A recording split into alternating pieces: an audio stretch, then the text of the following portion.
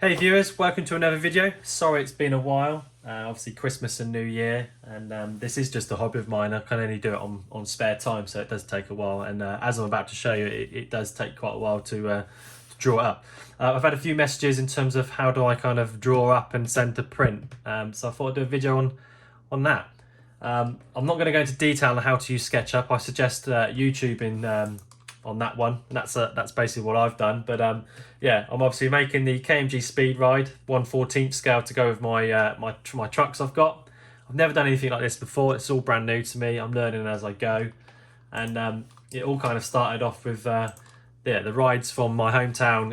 It was called Booster. I think it was Bob Wilson's Booster that used to come, and on the KMGrides.com, they've got all their rides they do, and obviously the KMG Speed, which is their known name, it comes out of the factory called. On here, if you click on it, it's got a brochure.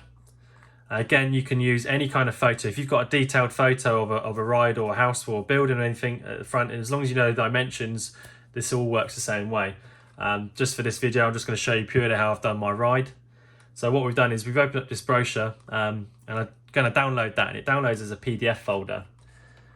Then what I need to do is, once I've downloaded that, I need to convert that into a JPG file or PNG file. That's for it to open up onto SketchUp.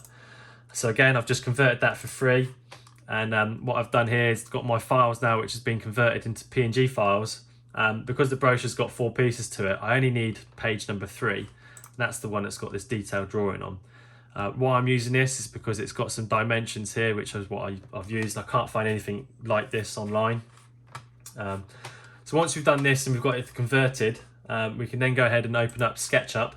Again, this is a complete free service you can use. Just create an account or log in if you've already got one. It allows you to log in with Google, etc. Then you want to create a new project. Again, you can pay for premium service on this, which gives you a couple more different bits, but I don't use that at all. It's all free, and I've learned a lot of stuff on here via YouTube videos. I always start off with this little guy here. You can get rid of him, and my measurements are in millimeter. You can change all your measurements up in the app settings, etc. You can have centimeters, meters. So what we're going to do now is we're going to import that photo or the PNG file that I've converted. So what you'll do is click on import. Basically import that either photo or file that you've got. You just want one, so you can't have multiple photos at one time. Import this as an image. As you can see, it's brought this in. It's now going to let me click it. So I'm just going to click it onto the middle of my axis, which I've got my ups, downs and stuff. Then it's going to let me stretch this photo out. You don't need to worry too much right now, so just kind of stretch it out and open it to anywhere. Now we can bring to the top of the photo. Now I've got my dimensions basically, but this isn't the size and I want it to be. So we know that they're saying this is 36 meters from the top here to the bottom. What I can now do is on the side I've got, you can get this tape measure, which you can then click the top and the bottom of the ride or structure you want to kind of copy, and then bring it to the side. It's now bringing me what size this is. So this picture is saying that from here to here is 2,139 millimeters. I've gone on a scale calculator. I know 36 meters to millimeter, 1/14 scale from 1:1 is 2571. So I now need to make this photo that stretch, so this is that right size. So what you can now do is on the side they've got this scale, and you can click on the photo, and because I've done this measurement, when I move my scale, my photo now, my measurement's also moving. So I now know that this is going up to the size that I want it to be. So it needs to be 2571. Now this can be quite tricky. It does take quite a bit of time to get it right center in a spot. I'm probably not going to do that now. Let's just go for something as close of 2567. Let's go for 2567. So it's pretty much there, but again, you can get it onto the mark you want it to be. So now we know we've scaled that, and then now these diagrams are actually the size that I want it to be for my model. Then what I do next is you get the pencil and you kind of use these as your outlines. So I've got my side view and my front view. I've got no rear view or top view, and they're all things that I've just had to work with and kind of go off videos on YouTube, photos, etc., and just looking at detail work. But I have done quite a lot of this just straight from here. So just for ease of this video, I'm just going to do something. I'm just going to show you a quick outline. I'm not going to go into detail too much because it does take too long. So we're just going to make one of these barriers. So again, so what you can now do, so now we've got this photo to the size we want, we can kind of outline the size of these barriers. So I've got the main outline, and again, there's various different tools on here which can help you speed the process along. So I can now make this, so let's say a barrier bar is probably about 10 centimeters thick, so it's probably about 7 mil on here. You can make that so we've now got this is all 7 mil round. What we'll do is we'll just make a quick center bar.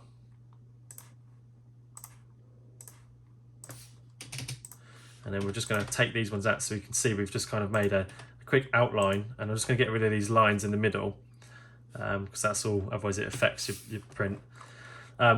We've just made a quick outline of that barrier. You can go around and then obviously curve all this because they've got some slight curves on them. You can add little bits in if you wanted to then like add a lot of them have the clear plastic in the middle, screens in the middle, etc. There's so much detail you can add. It takes so much time. But for ease of this video, so we've just done the outline. We're now going to make that kind of 3D pop up. So what we're going to do is on the side, we've got this little tool. I think it's called On Edge. And then if you click on the highlighted area you've just created, and because I've got rid of those two lines, it's now making this all one piece. I can click on that and I can now rise this up to whatever I want it to be. And in the corner here, when I move it up and down, it tells me my millimeter in terms of what I want it to be. So I know it's 7 mil thick that way. So let's say it's 7 mil then upwards. So if I just press on number 7 and then press enter without clicking, it's now created that for me, and it's actually made that a square tube for me. Again, you can make this all curved, but I'm doing my build as kind of squared. I'm going to make my barriers square because it's just far more easier to print. That there is basically my first component. Again, you can put so much detail into this, but what I then do now is you can go around and create the whole kind of ride and stick it all together. But say for instance, I've just made this, so I'm going to copy this piece. You can then leave it on that diagram, and then you can kind of build up the ride on the side if you wanted to. And again, on SketchUp, you can move this piece so you can, flip it round and actually stick it all together like the ride. It just takes a bit of time. So we've copied that to the side. As I've still pressed Control and copy, so I've still got it copied, I'm now going to open a new tab or a new project as such. Obviously, again, you want to save that into a folder, but I'm not going to do this on this one. Get rid of the guy. If you Control V, so basically paste it, we've now got a new piece all on its own, because you need this to be that for it to download on your printer. Otherwise, if you download all your pieces, it's going to chuck all the pieces onto your 3D printer, whatever you use to to 3D print, etc. So you don't want that to happen because you have too many pieces, it just won't work. So now we've got this piece which I want to send to the print. It's all on its own. Again, this is where you can now save this, so you can kind of call it barrier, so you can then go back to it later on. We're going to download it as an STL file. Now it's downloaded, I'm going to open up. So again, it depends what you use for your printer. I've got a C-Reality Ender 3 Max, and I'm using the ultimaker cura, which is all set up for my printer at the moment. So I'm now going to bring in my piece that I've just downloaded as an STL file, and here it is now. So I've now just popped this onto my 3D printer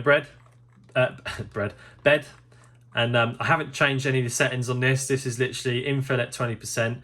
I've been doing my prints at about 13-40%. Again, it depends how much time you've got as well. So for instance, if I left this as it was and sliced it, this is going to take 2 hours and 37 minutes. If I do it at 40, probably only about 3 hours. Yeah, 3 hours, 4 minutes. So it really depends. And that's just a small barrier. So you can clearly see how long it takes to make some pieces. That's basically it. You can then slice it, send it to print. On the ultimaker, you can see here I can preview it, and I can preview in terms of what the print's going to do. So I normally always use this to check, because sometimes when you make something on SketchUp with a hole in it, and then you send it onto your printer, it doesn't always come up on here because there's something missing on the actual SketchUp. So what it'll be is there's a line that's not connected fully on the SketchUp, so it's not made it one piece. So you've always got to check, and it does take quite a bit of time. But that's basically, yeah, one piece made, and that's how I've made that whole ride. I then send that off to my printer. I'll show you some of my files that I've got on SketchUp currently with the KMG Speed Ride, and how I've been using it. So I've been using the template for the main ride itself, but I've had to use a lot of videos to kind of get some detail work, which has made me kind of go back, do some prints, go back and print it again, etc. So I've got my main templates on the side on here, which I've been using to draw around and make the arms, and then I've had to kind of measure. Once you've got the measurement, scaled up, you can then use the tape measure to measure, what the depth is here, and you can make that depth, etc. If that makes sense. So takes a lot of time.